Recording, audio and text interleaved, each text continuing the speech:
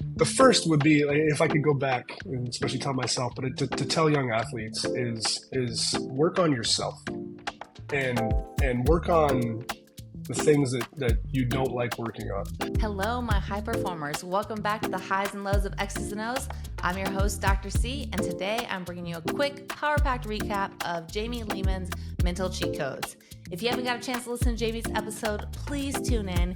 He gives tons of amazing learning lessons, and he's just a phenomenal human, so he's going to definitely teach you something.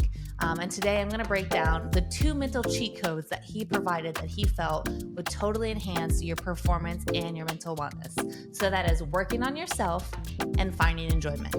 These 2 principles are game changers for my high performers looking to elevate both that mental performance and mental wellness. So we're going to dive in and break down how you can apply these insights into your mental cheat code playbook. So first up, let's dive into working on yourself. This mental cheat code is about focusing on your personal growth, understanding who you are as a human, and how you constantly want to evolve to become the best version of yourself.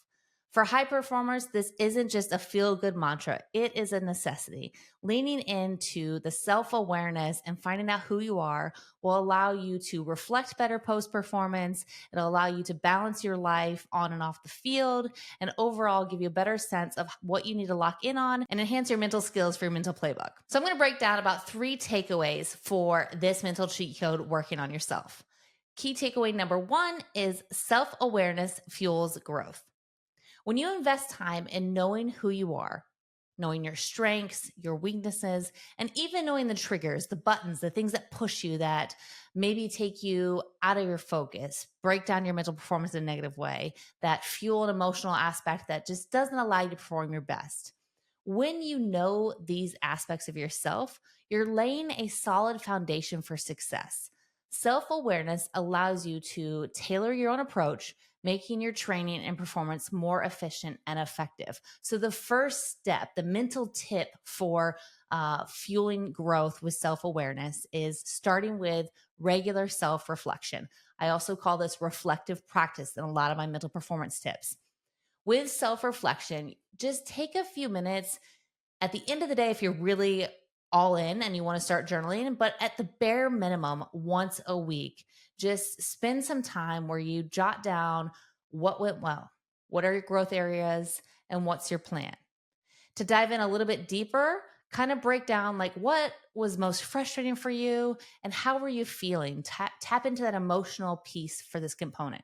This simple reflective practice will help you stay aligned with your goals and adjust the strategies and be more intentional in what you're doing each day. So, really locking in and doing it every day, amazing. Mental reflection, write down after a practice or before you go to sleep at night. If that's too much, on a Sunday as you're resetting and prepping your day and prepping the week ahead, then write down kind of, hey, what went well this week? What do I need to work on? What's my plan? How am I feeling about this? Are there any frustrating moments? And this will allow us to build that self-awareness for our growth. Our takeaway 2, consistency is key. Working on yourself isn't about making giant leaps overnight. You can't just like go to sleep one night, wake up and be like, oh, I totally know who I am and I'm ready to go and I'm the same person every day. It's not how it works. It's really about these small steps that you're consistently improving upon. You know, really we talk about leaning into the process and like focusing on these aspects where you're improving skills, reworking on your mindset, refining the mental aspect that you need to dive into, learning lessons from failures and learning lessons from success. We're building these habits to be consistent. Consistency is our secret weapon.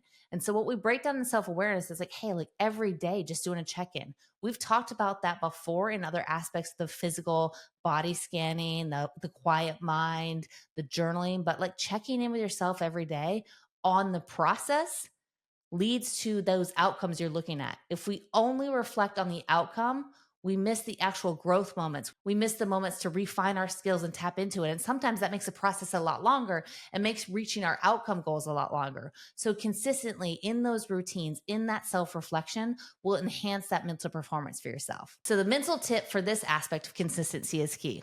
Set those micro goals, those intentionalities that I talk about every day. Break your bigger goals into smaller, manageable steps. Each step forward, no matter how small, is progress. I know some days it doesn't feel that way. I know sometimes it feels like you're just like trudging in some like quicksand, but I promise you, you are working on small wins. I always challenge you to say, hey, like what was the win of the day? What was the win of the week? Building those momentums will keep you motivated. So we have to identify what a smaller goal is and identify the successes in the progress. Takeaway 3. Build resilience. Choose the toughness. Lean into it. When you're committed to self improvement, setbacks become the learning opportunity. We heard this in Fozzie Whitaker's episode. We heard this in Jamie's episode when he talked about how he just got really good at learning how to fail. It kind of became a thing where it wasn't so emotionally impactful for him anymore because he was able to refine that and say, hey, I fail a lot.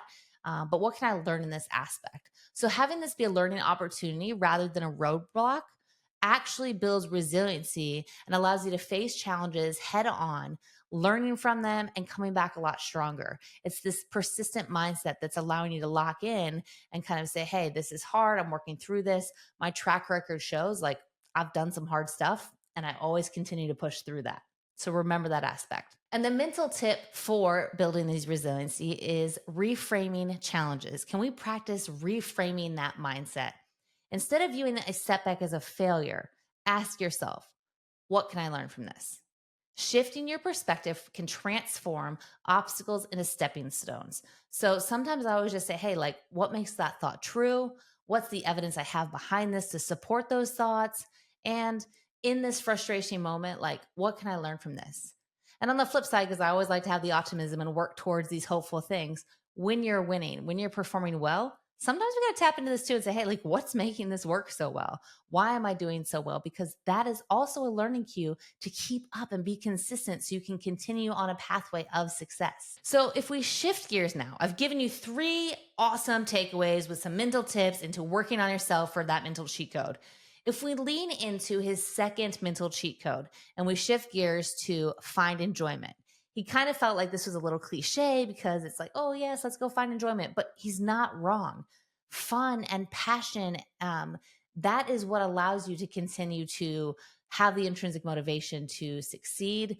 It's the number one reason why we start sports is for fun. We know that it's it's the number one reason why kids are dropping out of sports is because it's not fun. So finding enjoyment is actually something we all need to lock in on as high performers and remind ourselves like, we don't wake up happy. We don't wake up wanting to, oh, I can't wait to push my body. It's going to be so amazing. It's going to be so fun. We get the endorphins and the happy feelings after because that's chemically happening in our brain to make us have enjoyment. But intentionality of finding enjoyment and the process of working hard and connecting with our friends and leaning into an emotional state to allow the process to be fun, that's unlocking a whole nother level. So this mental cheat code in the high pressure world of performance, it's easy to overlook the importance of fun.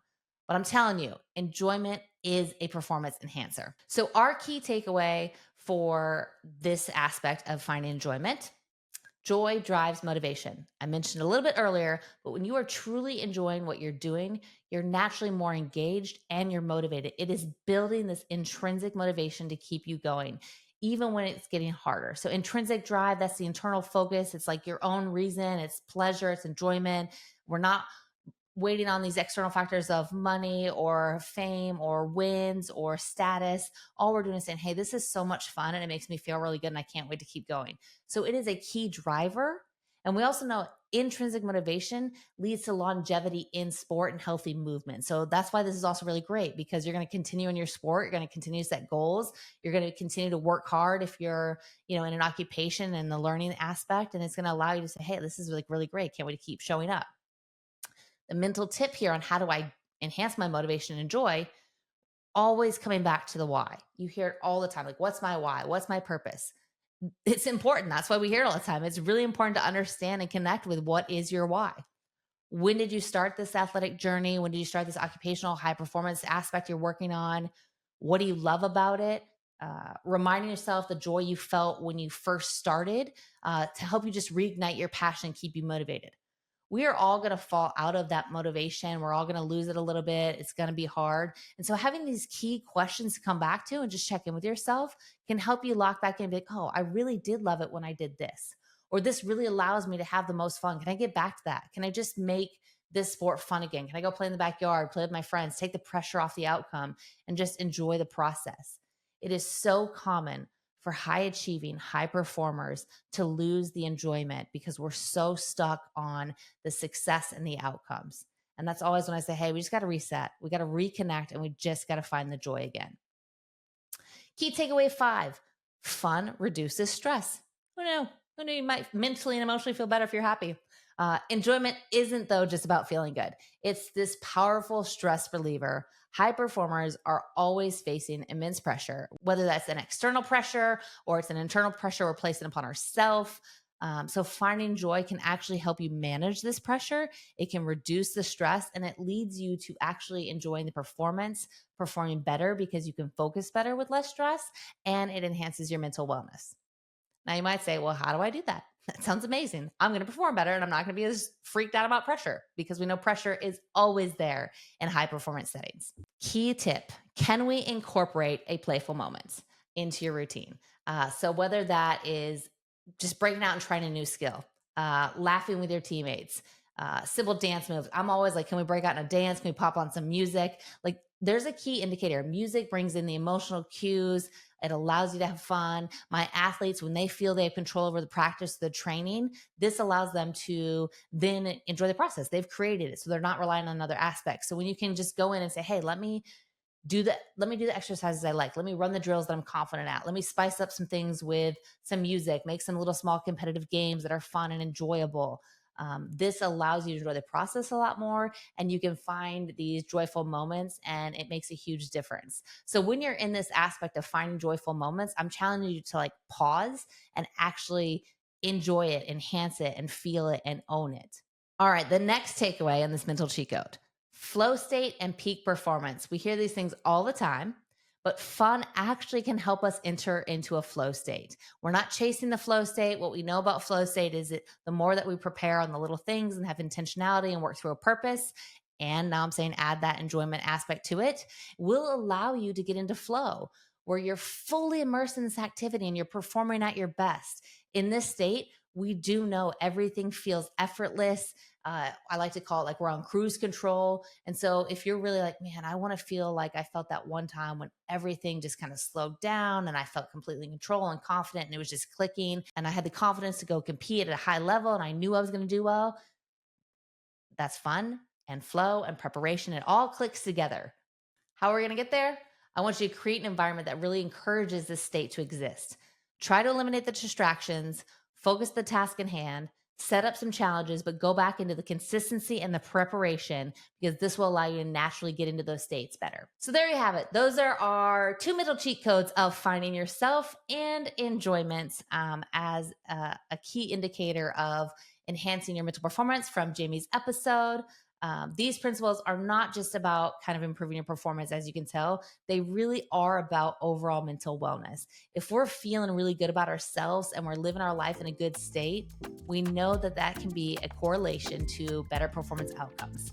So personal growth and joy go hand in hand. When you're committed to working on yourself and finding enjoyment in what you do, you're setting yourself up for sustained success and well-being. Now, here's your action steps from Dr. C this week. I want you to take a few minutes to reflect on how you can incorporate more self-improvement and enjoyment into your routine. Maybe it's starting a new habit, setting a micro goal, or simply finding ways to make your training more fun. My tip of the week is maybe just throwing a little dance party. Whatever it is, commit to it and see how it can transform your journey.